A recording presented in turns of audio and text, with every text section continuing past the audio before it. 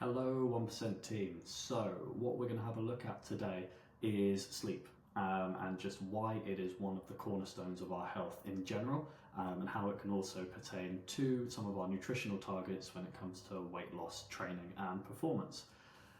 So ultimately, sleep is one of the single most important things that we want to work on if we want to see overall benefits to our health and fitness.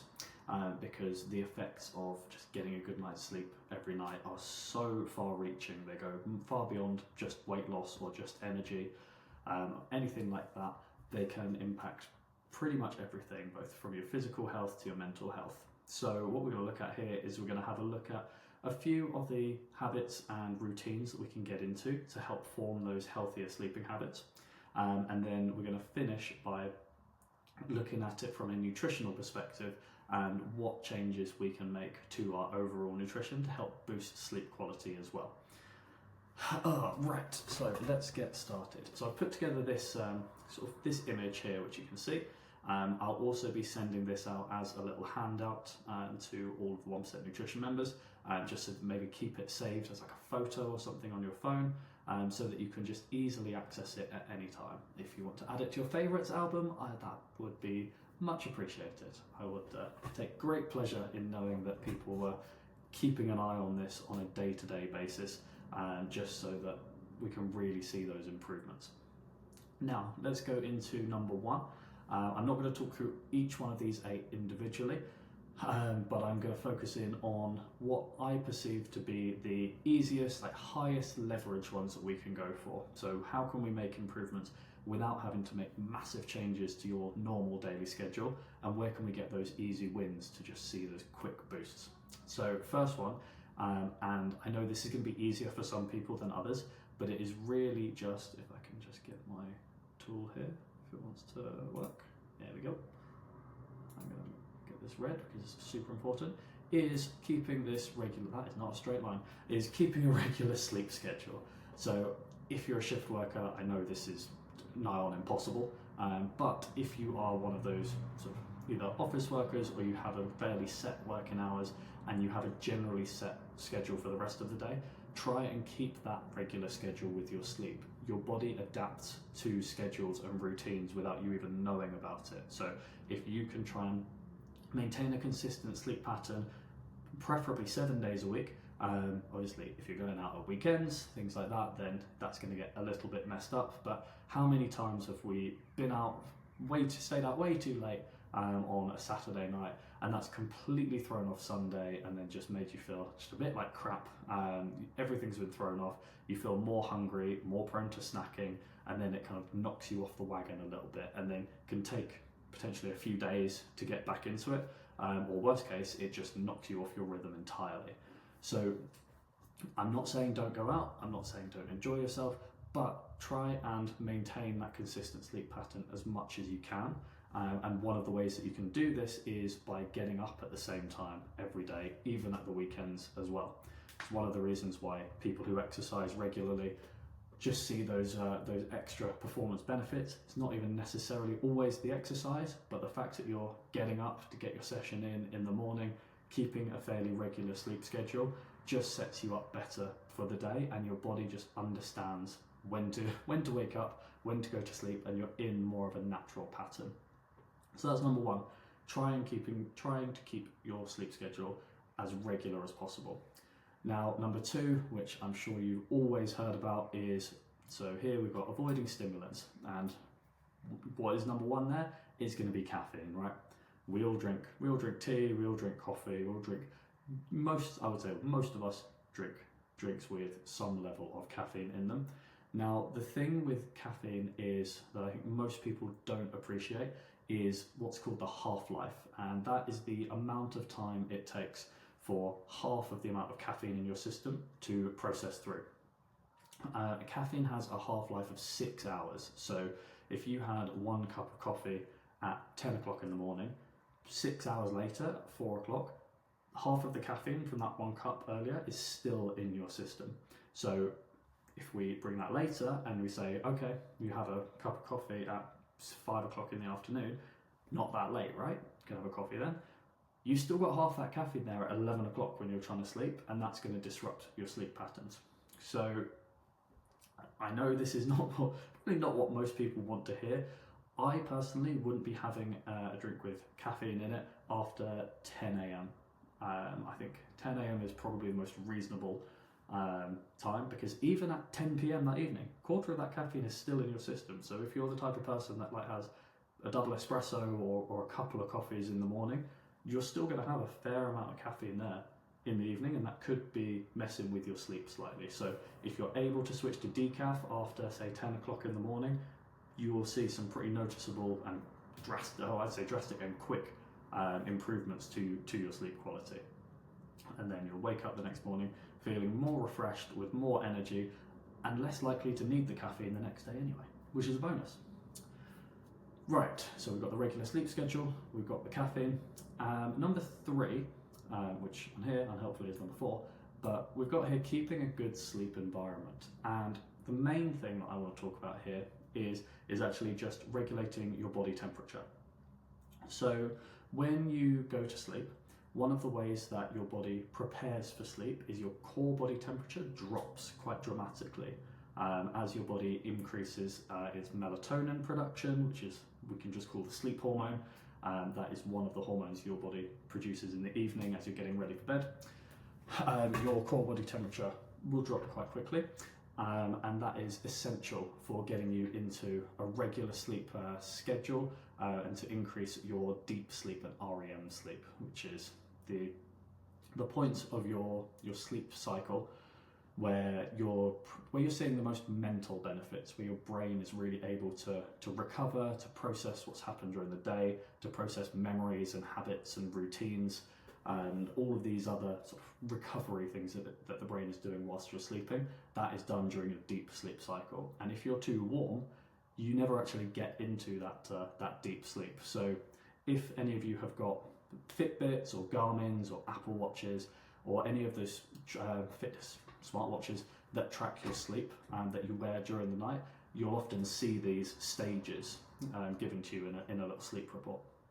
And if you're not seeing enough of those dark blue or purple deep sleep and REM bars, being too warm during the night is probably a good indicator of that, because it just impacts the quality of your sleep massively. So like we've got here, we've got keeping your bedroom clean, tidy, comfortable, brilliant, and then quality mattress and bedding, like preferably, I mean, I don't know, it sounds a bit snobby, but like you will sleep better with something like an Egyptian cotton duvet or sheets, just because they're more breathable and they're lighter and they help you regulate your body temperature better.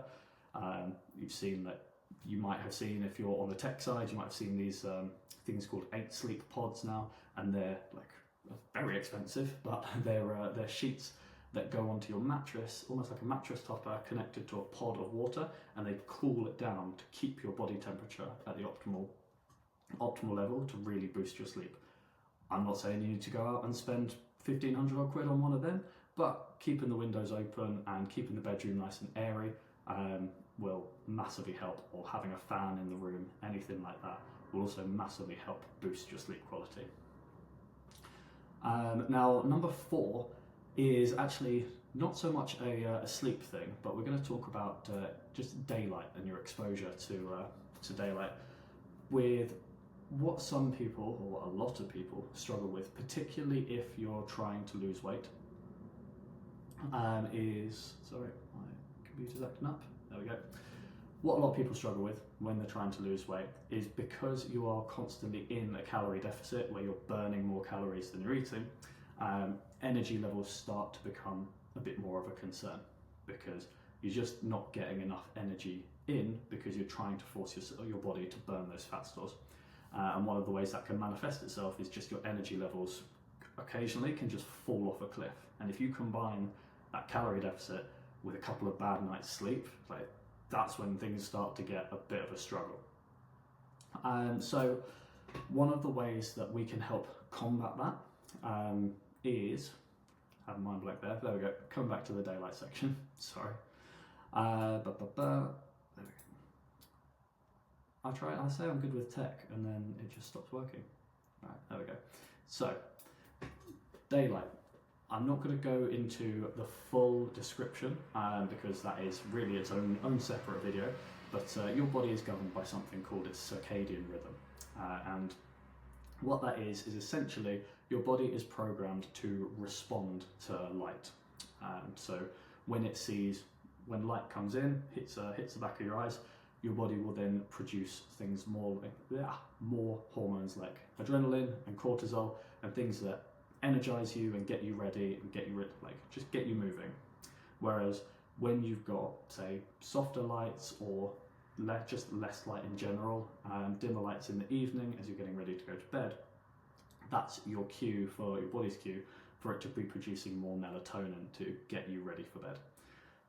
What some people find is they wake up feeling extremely lethargic and extremely lack of energy, which is a bit of a problem if you're planning on doing, say, a morning workout before work. And one of the main ways we can combat this is getting exposure to daylight as soon as possible in the mornings. So this kind of kicks your circadian rhythm into action. If you wake up and the first thing that you do is get out of bed and just pull the curtains and look out the window and just get that natural light coming in, you will feel a lot more alert, a lot more focused, and a lot more responsive without even having to do anything or drink a coffee or get out exercising immediately. It's almost, I don't want to call it like a biohack or one of these things, but it's a great way of just manipulating your body to start producing that adrenaline, cortisol, and everything you need to get going quicker in the mornings and just boost your energy levels. And we all know that if you wake up and you start the day with that higher energy, it carries on throughout the day and it's a lot easier to keep that motivation up. So it's completely free to do. You don't need any gadgets or anything to be able to do this. Just when your alarm goes off and you get up out of bed, the first thing that you do is I want you to just go to the window, open the curtains, and just look out the window for a minute or two. It doesn't even have to be long. Just get that natural light in however you can. So, just to recap on some of the habits that we've talked about then, is we've got, again, there's plenty more that we could go into here, and there's more detailed on this handout, but I think that the highest leverage ones that we can go for without costing you a penny is keeping that regular sleep schedule as best you can. It doesn't have to be perfect, but just as regular as possible.